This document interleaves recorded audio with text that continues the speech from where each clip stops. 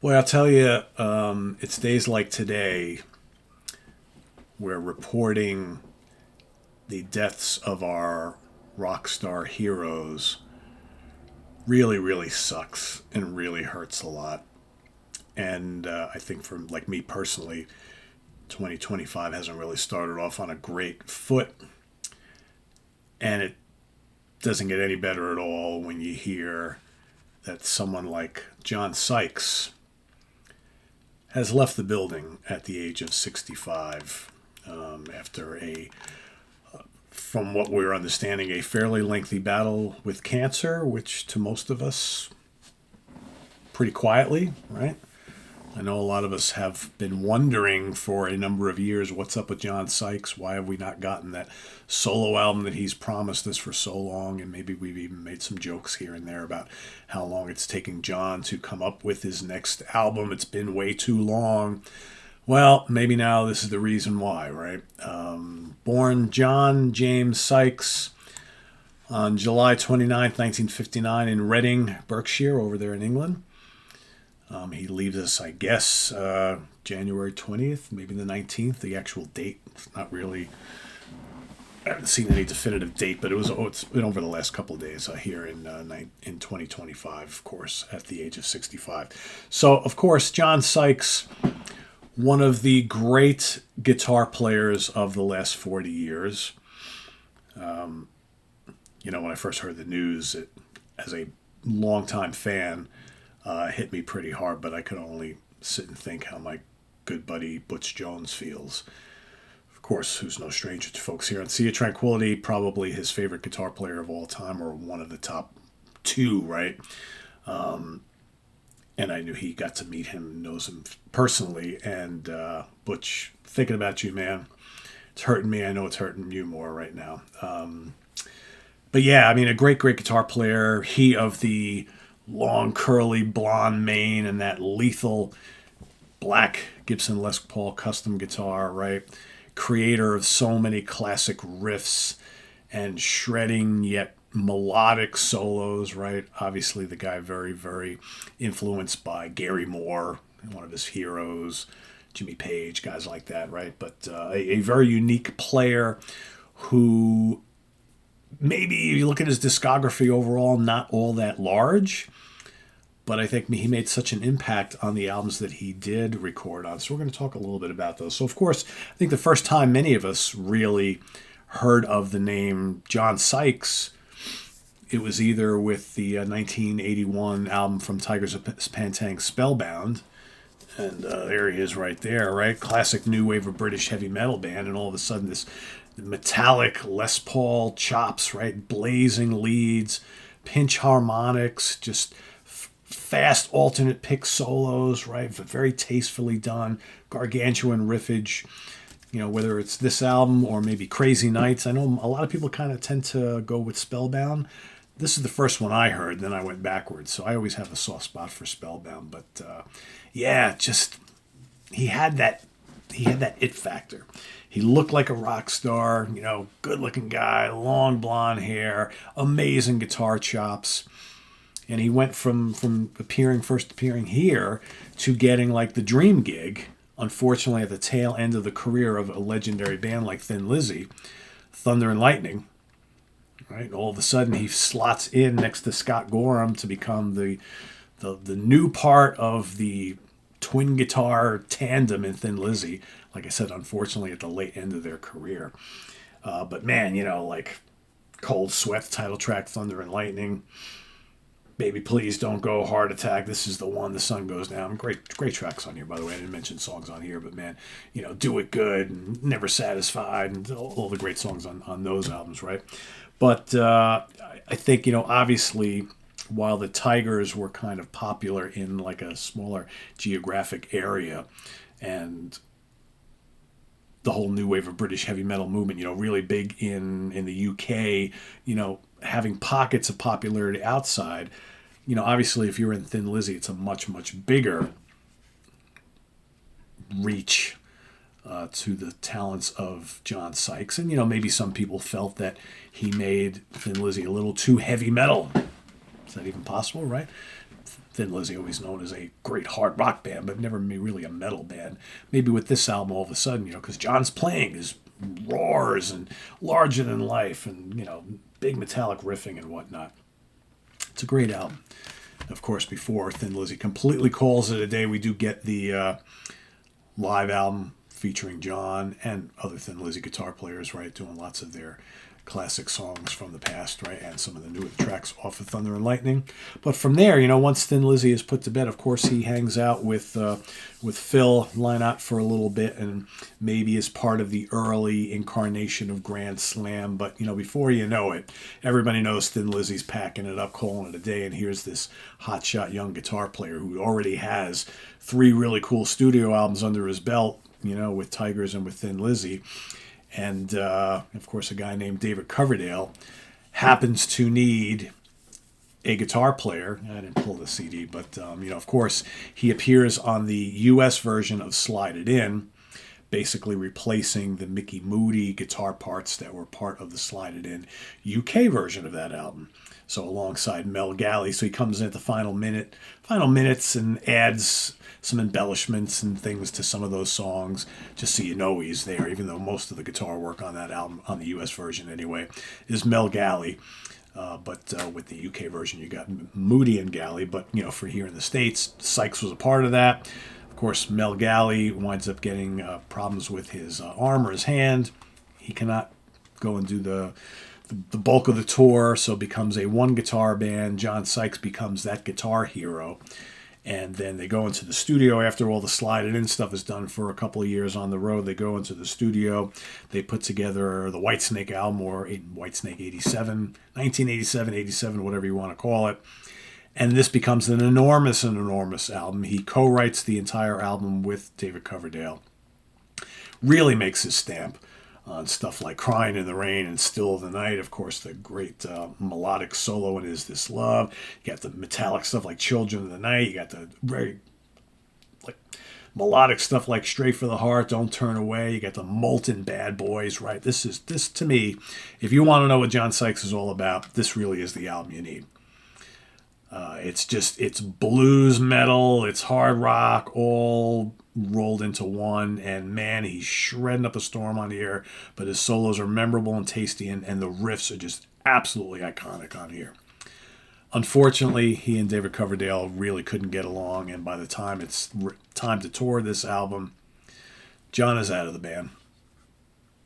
Sadly, he and Coverdale never repaired that relationship, because I think we've all been hoping and praying and wondering if we would ever get a reconciliation, reunion between these guys to make great music like this again, and never really happened. Never really happened. But you know what? John didn't lose any sleep, because he's like, you know what? I co-wrote that album. People know my sound. They know what I can do. I'm going to put together my own band and make it work. And while there were a couple of stop and starts before it actually happened, eventually Blue Murder becomes a reality alongside Tony Franklin and Carmine Appice. And basically, if you dig this is really not all that much different. And here we've got, so this is kind of like the next part of this tribute to Mr. Sykes. All of a sudden we realize, and the guy can sing too, really well actually. Really well. So here you've got great songs, great playing by all 3 guys, but more importantly, more of that wonderful guitar tone, those great solos, those great riffs, and a great voice. So while this wasn't a major seller, the band's starting to get noticed a little bit, right? This is just as the 80s were set to end. And unfortunately, as we move into the 90s, the band really couldn't kind of carry the momentum. And kind of as a trend we started to see from this point on, John becoming very much a perfectionist in the studio and taking a lot of time to get songs together and get the productions ready and all that sort of thing. By the time Nothing But Trouble comes around, it's like almost a handful of years later. And by then, any momentum from this just didn't quite, was gone. And here you got, Tony and Carmine play a little on here. You got other musicians on here. And kind of like that momentum, that promise that Blue Murder was kind of showing at the time, kind of done. Kind of done. This didn't really do much of anything. Just kind of got ignored. It's not a bad album. It doesn't hold a candle to the debut, but still, at least you got something there. From here, and I have a couple of them, but I didn't pull them out. John's also got a few, man, what is it, 4 or 5 solo records, something like that he released throughout the latter part of the 90s into the 2000s. Of course, he did this stint where he resurrected Thin Lizzy for a while. So you've got some live albums that came out. There's no studio albums, but where basically John kind of took the role of Phil. He would do the vocals and lead guitar alongside Scott Gorham, right? We had Brian Downey with it for a while. You had Marco Mendoza was in the band for a while, right? So you had this John Sykes-led version of Thin Lizzy that went out and just basically played tribute to the band and Phil, doing all the Thin Lizzy classics and whatnot, which was kind of, I got to see them a couple times. I thought that was pretty cool. But John eventually decided to put that to rest, and he went and just concentrated on his solo things. And like I said, there was like Nuclear Cowboys, pretty good album. There's a couple of, this is a ballad album, right? There's, I don't think that the Sykes solo records ever really lived up to kind of what he did with these other bands. But it is there, and it still showed that the guy had stuff to offer. But he's been silent for so many years. We've heard starts and things and demo songs that popped up on the internet that he's officially released a couple tracks that were going to be on this new album that's going to come out. And we've been waiting, and it seems like that was like 4, 5, 6 years ago already since we got teased with those couple of tracks. And, here we are, and now he's gone. And is that album ever going to come out, or is that just going to sit in the vaults forever? Right. We also didn't get the proposed, of course, Winery Dogs. We know the whole Winery Dog story. That originally was supposed to be John Sykes and Mike Portnoy and Billy Sheehan. And again, this whole John's taking forever to put stuff together. And, Mike and Billy just went off and they went and did something else. And they found Richie Kotzen, and the rest is history. And I, for one, would have loved to have heard something between those 3 guys. Because I think, personally, I could appreciate John for wanting to really make his solo career work. But I think, and he's got a good voice, great guitar player. But I always wondered, what it would be like if John, really hooked up with another really great singer and formed a totally new band, sometime in the late 90s, early 2000s. How cool that would have been. Whoever it might be. Whoever it might have been, maybe do something with Paul Rogers, or maybe do something with Bjorn Landy, or, whoever the name might be, Robin McCauley, right? Whoever. Graham Bonnet, do something, a brand new band with another equally notable vocalist, and put together a band. How cool that would it be? And it seems like for a lot of our guitar heroes from the 70s and the 80s who are still alive to this day, there's so many of them that have just been not doing much of anything over the last 15, 20 years. And it's as fans, I think we really hate when we don't see that talent being utilized, right? And delivering music, because we know the creative juices are going behind the scenes with these guitar players and these heroes of ours. So yeah, and all that being said, it's so I think that personally, what I'm missing so much, because I know we're always going to have this stuff, right? We're always going to have these albums. They'll always be with us. But I think what I'm feeling right now is that I know John Sykes had so much more to give.